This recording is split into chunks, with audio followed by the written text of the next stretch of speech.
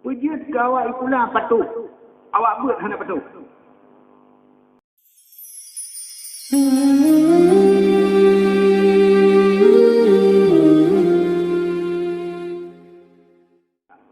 Kesimpulan yang pertama, latihan-latihan pidato manfaatkan dalam bulan Ramadan bermudung ceramah.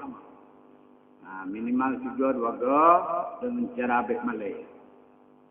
Yang kedua, bagi tanyo yang bawa kampung supaya menjaga diri sebagai santri.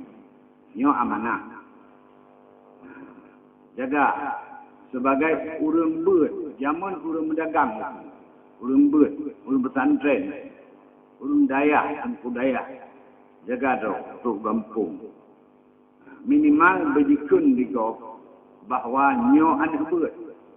Bek digop hidup bam bete dan nyo pehinan. Dihanjurna dan hindari daripada berkum. Anjur. Ayan kepada santri-santri yang inang tinggal jetwo diagam belum diagam tinggal urabu begitu saja. Dan yang kinam hanjit wa bunyo hana so jatuh. Yo. Kemudian ambil uraya.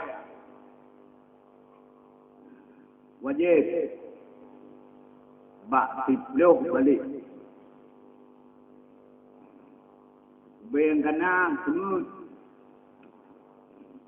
bak tiploh harus balik.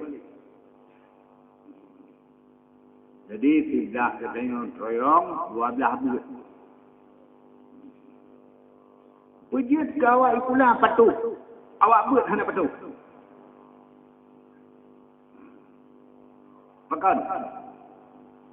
Pekan awak buat malasan.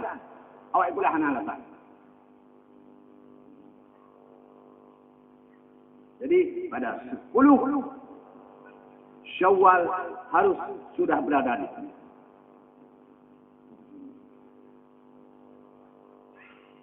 Sama agama ini sama.